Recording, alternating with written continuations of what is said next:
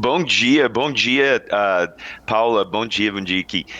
Bom dia do estado de Utah, onde eu estou em Provo, Utah, onde a taxa de desemprego está em 2,4%. Tem apenas em mais que 2 milhões de habitantes aqui, tem menos que 14 mil desempregados.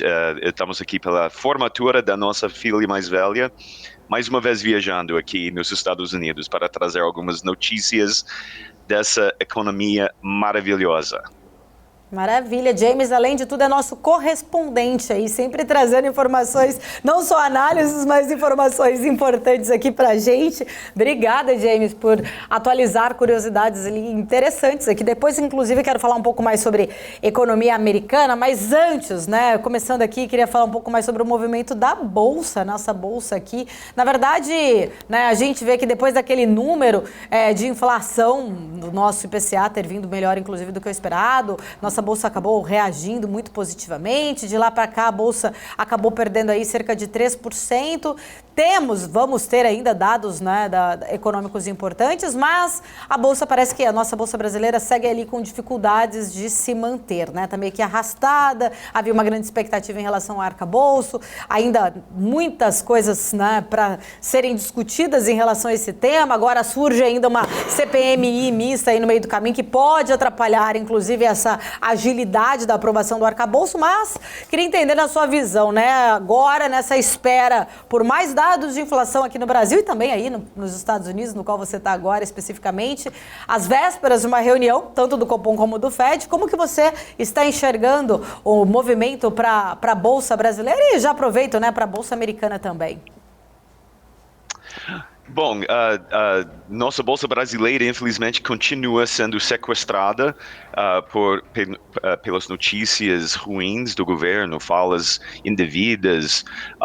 Na verdade, nós deveríamos estar vendo uma recuperação razoável. IPCA, assim, está bem controlado, inflação melhor, e, assim, temos algumas empresas bem importantes, especialmente da economia doméstica, que deveriam começar a apresentar resultados bem melhores. A gente sabe que a notícia da semana, a notícia talvez mais importante, porque estamos começando o período de divulgação de resultados, earnings season, né? E o destaque dessa semana é a Vale, que a Vale está caindo uns 3% agora, que a gente já tem conversado sobre isso há um bom tempo, sobre, assim, o problema, assim, cada empresa tem sua ciclicalidade, a gente já destacou há um bom tempo que a Vale já vem apresentando uns resultados que mostram que vai entrar em um ciclo de desaceleração, então não deveríamos ficar surpresos com esse desempenho da Vale na Bolsa Brasileira hoje em dia.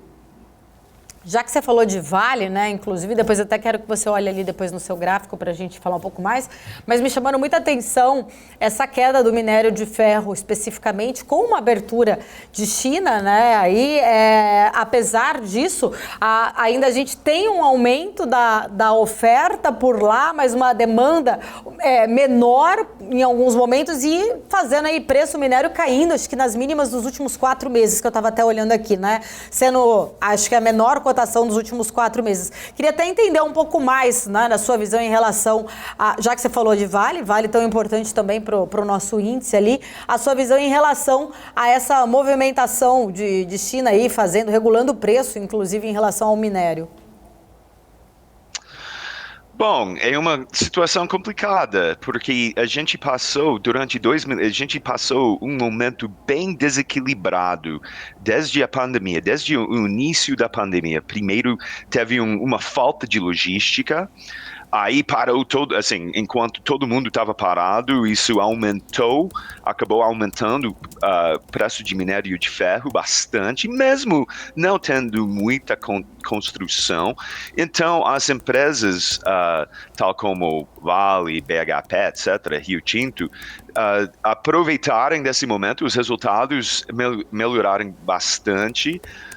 E agora estamos numa situação mais complicada, em que o preço está caindo, China querendo regular, agora a logística normalizou, E estamos vendo, assim, como eu gosto de falar, cada ciclo bom cria a possibilidade de um ciclo mais difícil, e é isso que a Vale está enfrentando. Enquanto isso, temos outras empresas bem importantes e algumas queridinhas do passado que vão começar a divulgar resultados essa semana e semana que vem, que eu acho que vai animar a galera no Brasil. Então, a gente pode falar um pouquinho mais sobre esses, mas sim, a situação da Vale e de commodities em geral. Fora petróleo, o petróleo está sendo bem impactado por essas turbulências geopolíticas, mas a Vale sim continua sendo bastante complicada. Ô James, antes de você olhar no N-Quantis aí a Vale, só vou trazer aqui para a nossa conversa o Vandique, que está aqui com a gente também, Vandique Silveira, só para complementar essa minha pergunta aí que eu falei com o James. Vandique, queria entender a sua visão também em relação a essa mínima aí do minério, né? O minério na mínima em 4 meses. Você acredita que possa realmente ser até uma própria estratégia da China em baixar preço? A gente sabe que a China tem suas reservas estratégicas, principalmente para isso, né? Justamente em conseguir aí regular o preço, né, que seja melhor, mais atrativo para ela. Se você acredita que essa questão aí do minério seja mais isso, porque há uma grande expectativa sobre essa reabertura da China. Inclusive, a gente viu um PIB desse primeiro trimestre até um pouquinho ali, levemente maior do que se esperava. Se imagina aí de uma reabertura, né, onde consumiria muito mais, inclusive, o próprio minério, e a gente vê aí o minério caindo, né? Na sua visão, o que pode estar aí influenciando? Bom, muito obrigado, Paula, pela pergunta. Bom dia, James. Eu sei que você está bem cedo na sua casa aí, é bem cedo lá. Ele deve estar em torno de 8 horas atrás da gente, então ele está... Poxa! É o red eye, ele está com os olhos vermelhos. Mas é o seguinte, Paula, a China é um país decisivo para a questão do preço do minério de ferro. Vamos pensar que 30% do segundo maior PIB do mundo tem a ver com o mercado imobiliário, o real estate. Só que se a gente olhar a China de hoje, a China tem cerca de 100 milhões de habitações, de casas, apartamentos, que ainda não foram compradas e estão vazias, porque o governo impulsionou muito. Uma vez que os mercados de capitais, o mercado financeiro na China, ele não é muito eficiente, porque ele está na mão do governo, as empresas são estatais, elas não são altamente líquidas, né, como a gente tem em países que não têm economia planificada.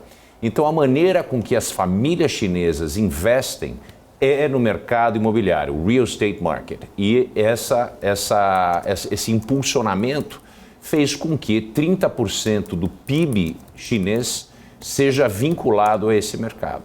Então, eu acredito que está acontecendo o seguinte: como 70% dos investimentos familiares, o net worth, né, vamos dizer assim, o valor que a família tem em patrimônio líquido está vinculado ao mercado de imóveis, e a China promoveu muito a construção desses imóveis, mesmo sem ter pessoas para habitarem eles, eu acredito que nesse momento deve existir uma pressão do governo chinês para redução de produção de novas casas, enquanto o estoque de casas vazias não sejam ocupados ou vendidos.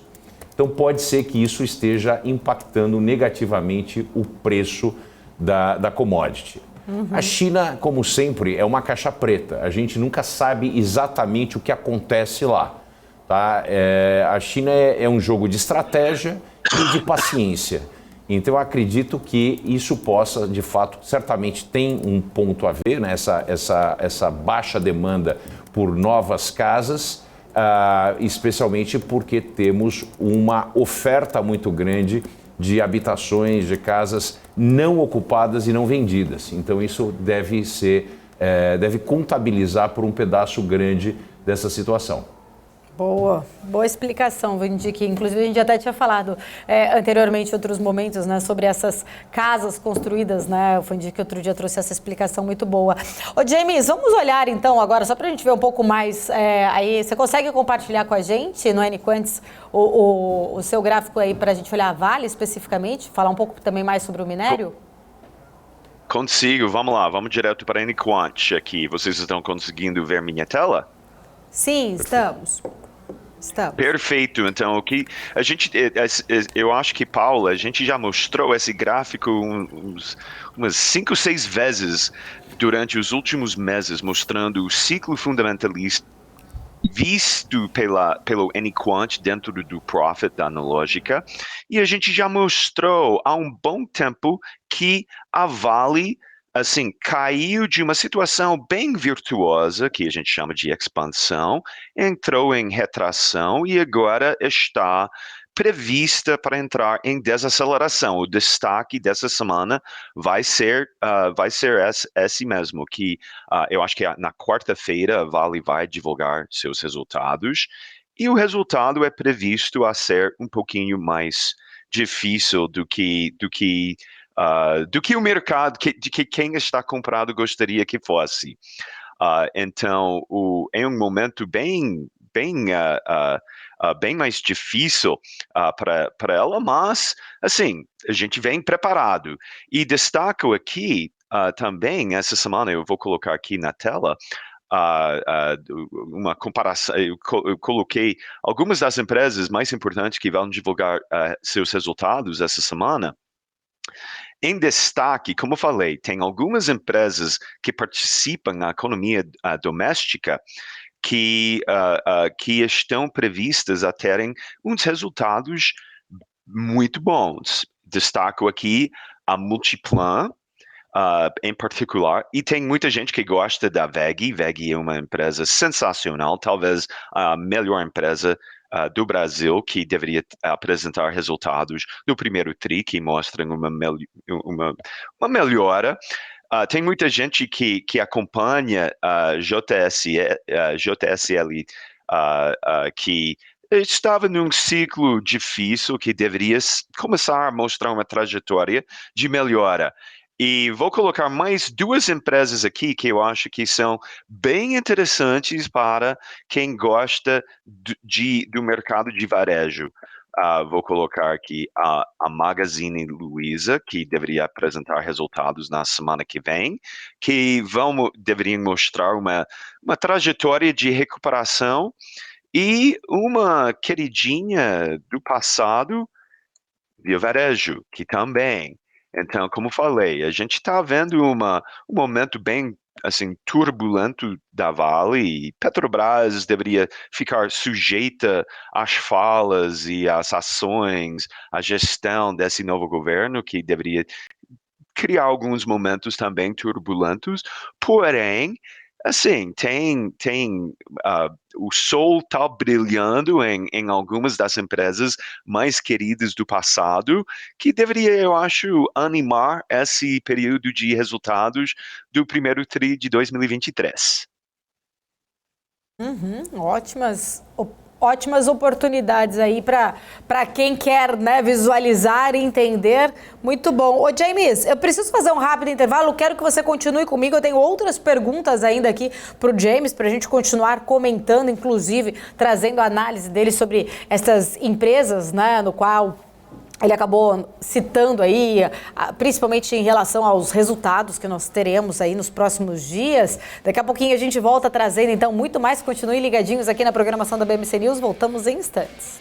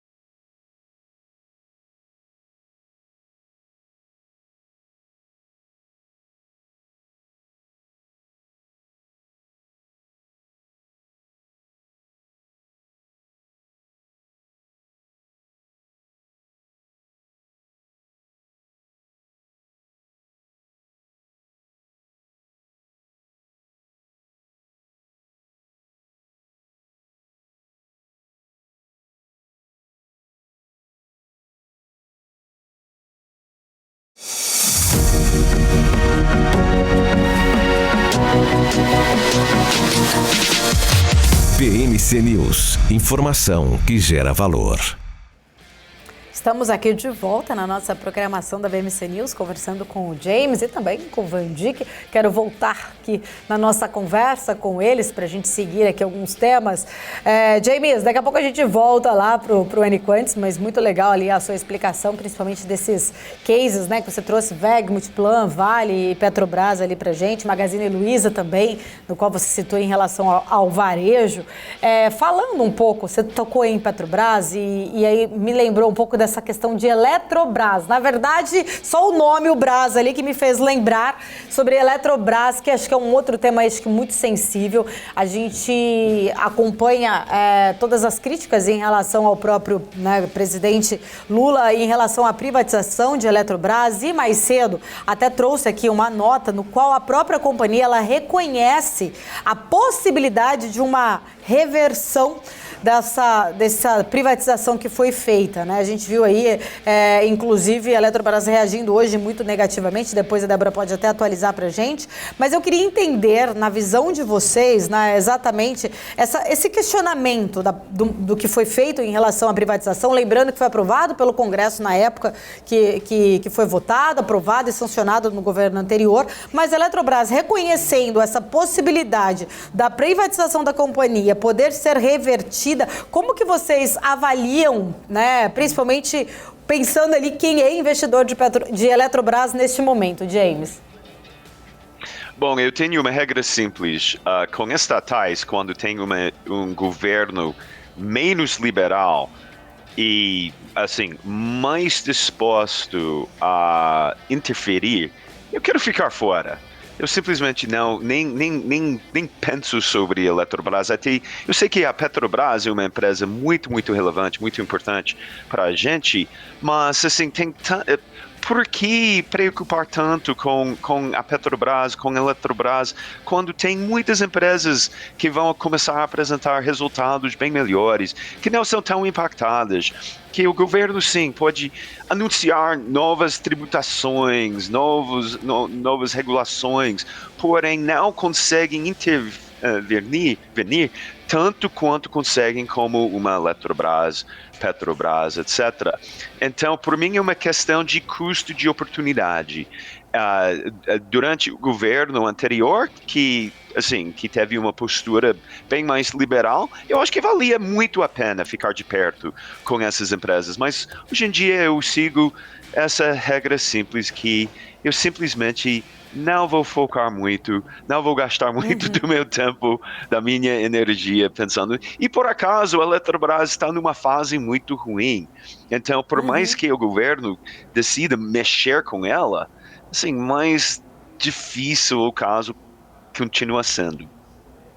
Van Dijk, queria entender na sua visão, se você acredita que, né, esse alerta, né, sobre essa possibilidade de contestar essa privatização, se isso pode acabar atrapalhando ainda mais a empresa, né? Se ela pode enfrentar ainda mais dificuldades para levantar capital, manter investimentos em relação à participação, por exemplo, porque traz uma insegurança exatamente, né, para o próprio investidor ali e economicamente também falando, né, o que pode acontecer se caso realmente esse processo for revertido. Bom, Paula, eu concordo integralmente com o James. Eu acho que as estatais brasileiras, elas são importantes, mas o custo de oportunidade, você dedicar atenção e entender pontos que são externos à análise econômica financeira, demandam de você assim, uma quantidade de devoção a essas ações, a essas empresas, que pode não fazer sentido, uma vez que existem várias outras oportunidades no mercado, como o próprio James ilustrou aqui. Eu digo para vocês, eu sou investidor da Eletrobras e eu comprei exatamente no momento da privatização, porque eu acreditei no modelo. A Eletrobras é uma empresa fundamental no Brasil. O Brasil é um país que está crescendo, apesar de não crescer tão rápido como poderia, mas a demanda por eletricidade, inclusive pela mudança da estrutura das indústrias, né? A demanda cada vez mais constante e essa elevação constante na demanda, né, pessoas e empresas utilizando eletricidade para todos os tipos de fins, para poder fazer o processo de digitalização das organizações. Nós estamos falando de 5G, 5G+, quer dizer, não dá para uma empresa de eletricidade com a finalidade da Petrobras não dar certo. Ela tem que dar certo, né? Isso é um imperativo nacional. Pelo outro lado, né, essas ingerências e intervenções e ameaças que geram um risco político gigante, acoplado com o histórico de risco jurídico, uma vez que no Brasil nem o passado é certo. Então isso, de fato, vai de encontro com a proposta e com a análise do James de que existem coisas melhores e mais fáceis de serem operadas no Brasil do que ativos relacionados a estatais ou empresas que têm capital misto. Grande parte da atenção que a gente vê às empresas como Eletrobras e Petrobras é que o brasileiro ainda não se acostumou direito com a Bolsa. E com isso, o brasileiro que saiu da renda fixa nos anos de 2000 em diante e foram para a renda variável, gostariam de ter um análogo, né, como se fosse um CDB ou algo do gênero, uma letra, algo do gênero, dentro do mundo da renda variável. Então, o brasileiro ainda não desenvolveu o estômago, né, para aguentar os vai e vens da Bolsa, e ainda mais no ambiente de forte pressão política entre dois lados, né, o governo anterior mais liberal, não liberal, mas mais liberal do que atual, e um governo petista de novo, fazendo valer as suas premissas de não privatização. Hoje mesmo pela manhã em Portugal, o presidente reclamou muito sobre a privatização, falou que a única coisa que aconteceu foram aumentar os salários da diretoria e coisas desse nível, que não é realidade, tá certo? Mas a empresa e a gestão precisam ter espaço e paz mental para tomarem decisões estratégicas, irem ao mercado, buscar dinheiro para fazer investimentos que são estratégicos. E eles não estão tendo isso.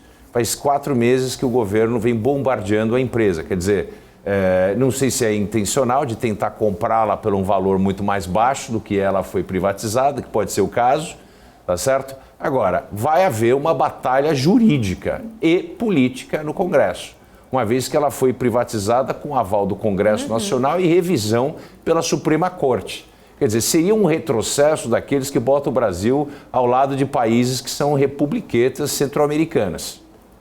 Você falou aí das falas hoje mais cedo de Lula, ele só esqueceu de um detalhe, né, Vandi, que o Conselho da Petrobras propôs faz um mês, mais ou menos, ali, um aumento do salário da diretoria em mais de 43%. Ao criticar anteriormente, ele só esqueceu que agora no governo dele também aconteceu isso. Ô, Jamie, só pra gente voltar aqui no tema, né, daquela expectativa em relação à Bolsa andar por conta de toda essa apresentação de um texto do arcabouço. Eu estava até falando até um pouco antes, né, sobre a questão da CPI ali, do ato do 8 de janeiro, dividir a atenção e acabar ali atrapalhando um pouco a agilidade no Congresso. Havia uma grande expectativa, na verdade, de que talvez, né, esse arcabouço sendo aprovado mais rápido, isso pudesse trazer uma sinalização até para a política monetária, né? O fiscal trazendo ali um pouco mais de uma visão para a política monetária, falando ainda em Campos Neto, que já se defendeu em relação às últimas críticas que acabou recebendo, inclusive até do Pacheco, ele que vai no Senado falar mais, né, trazer explicações sobre isso, mas aquela ideia de votar o arcabouço para trazer tranquilidade para a queda de juros, na visão de vocês, queria saber dos dois, vocês acham que isso pode acabar ficando, de certa forma, atrasado, James? Qual que é a sua visão? Bom, a política fiscal está sequestrando tudo aqui, especialmente a política monetária. Assim, tem todas as condições para o Banco Central começar a baixar juros, ou pelo menos pensar em baixar juros, fora essa situação assim, quase surreal do governo nunca ter apresentado, nem nas campanhas, nem na pré-campanha, nem na pós-campanha, nem na eleição, até agora realmente um plano concreto, apresentou recentemente, mas eu diria que não é um plano de longo prazo, é um plano de curtíssimo prazo, e aí o mercado segue totalmente refém, o Copom refém, todos nós reféns desse governo que não ainda apresentou um plano de longo prazo fiscal. Então, por isso que, sim, eu acho que o Copom vai ter que aguardar ainda mais. Enquanto isso, todas as empresas brasileiras estão pagando juro mais alto, a população, o povo brasileiro pagando juro mais alto. Enquanto isso, o mesmo governo que não consegue apresentar um plano de longo prazo continua queixando sobre juros altos. É um momento totalmente surreal. E, infelizmente, não estou enxergando uma saída, porque simplesmente eu acho que o Lula não entende. Ele não entende política fiscal. Ele não entende como é fazer gestão de uma economia. Então, infelizmente, eu tenho uma visão um pouquinho, assim, mais pessimista quanto o macro do Brasil. E enquanto isso também tem, como falei, tem empresas que vão começar a apresentar resultados que não são ligadas tanto quanto assim, a essas turbulências fiscais. Então, por mim, é o melhor dos tempos e pior dos tempos na Bolsa Brasileira. Tem empresas que me lembro muito de que como foi em 2014, lidar com a Dilma, com o governo da Dilma. Assim, nós, na nossa gestão, saímos totalmente do lado mais de estatais. Se lembra, naquela época tinha Cielo, Múltiplos, empresa que não mais existe na bolsa, mas Raia Drogasil, empresas que não, assim, tinham quase nada a ver com foram muito, muito afastadas das questões do dia da gestão daquele governo, que, assim, voltamos a quase... pegamos uma máquina de tempo, voltamos para 2014 e a postura do investidor brasileiro, eu acho que deveria ser assim, voltar para as empresas que são menos ligadas com esse governo que está perdido. Sem plano, sem estratégia, né? Exatamente, James. Vandique, queria entender também um pouco mais da sua visão em relação, voltando, né, à questão da política monetária, até porque o Vandique tem sempre mania de falar aqui pra gente que ele parece um disco riscado, mas o Lula também parece um disco riscado, viu, Vandique? Criticando a taxa de juros, e o Roberto Campos Neto explicando também, tá quase igual um disco riscado aqui também, né? A gente sempre fala aqui em relação a repetir o mesmo discurso. O Campos Neto tem explicado, e voltou a falar, inclusive, nesse último evento que ele participou, o evento lá da Inglaterra, que apenas 20% ali do crédito que está ligado à Selic, que 80% está ligado à taxa mais longa, e que essa taxa de juros mais longa, ela é muito mais influenciada por uma questão de insegurança fiscal, né, e também por todas essas críticas. Quanto mais o governo mostra esta falta de plano, como o próprio James trouxe aqui pra gente, mais o prêmio tende a ser mais caro na ponta longa. Enfim, né, a gente parece que está vivendo realmente nesse disco riscado, como você gosta muito de chamar, Vandique. Queria entender um pouco da sua visão, né, em relação a, mais uma vez, essas críticas tanto do Lula e, mais uma vez, todas as explicações aí de Roberto Campos Neto. Será que realmente o governo não entende, ou é uma estratégia aí para, né, deixar talvez a culpa aí, né, realmente nesse bode expiatório? Bom, Paula, se eu tiver que concordar mais com o James, eu vou acabar brigando com ele, porque eu concordo mais do que 100%. E ele fez uma alusão perfeita da máquina do tempo a 2014. Nós estamos de volta no governo da Dilma, e esse é o governo Dilma III. O arcabouço fiscal que foi apresentado, ele é manco. Tá? Ele é manco porque ele não fala de corte de gastos. Ele fala de receitas, ele foca em receitas extraordinárias. Usa como base o ano de 2002 e 2021, onde nós tivemos um boom de commodity. Quer dizer, eu vou explicar o caminho enquanto eu estou dirigindo. É mais ou menos o que o governo, através do ministro Haddad, está falando para a sociedade. Nós não temos um plano, mas enquanto a gente estiver dirigindo o carro, nós vamos descobrir o plano e trocar os pneus. Quer dizer, é mais ou menos isso. Não se fala nada sobre corte de gasto, nem sobre corte de gastos na máquina, né? Não precisamos falar exatamente de cortes em atividades que estão ligadas à política social, etc. No entanto, nós temos uma situação que é esquizoide. Eu falei isso na semana passada e volto mais uma vez. O governo é esquizofrênico. Enquanto a gente busca uma solução para a inflação, e a inflação, sim, a inflação chegou acumulada no ano a 4,90 e alguma coisa. Nós já estamos próximos da banda, né, do limite máximo da banda de desvio do IPCA. Isso é muito legal, é um serviço prestado pelo Banco Central através da sua política restritiva de juros. Isso é uma conquista do Campos Neto e do Banco Central, obviamente, só que ao mesmo tempo que a gente tem que usar uma bomba atômica, né, o governo vê o Banco Central pisando no freio, o governo pisa com os dois pés no acelerador e toda semana apresenta mais algum programa com gastos e com juros subsidiados para empréstimos para pessoas físicas e jurídicas. Todas as semanas nós temos alguma tentativa de redução de taxa de juro para empréstimos para pessoas físicas e jurídicas. Eu repito, quer dizer, nós temos o governo querendo inflamar a inflação de volta e nós temos o Banco Central fazendo aquilo que eu sempre uso essa alusão como o velejador, né, que faz o pêndulo do lado contrário, o barco pendendo para o lado do vento e o velejador se esforçando para trazer o barco de volta para que impeça que esse barco vire de ponta cabeça e afunde. Essa é a visão que eu tenho do Brasil.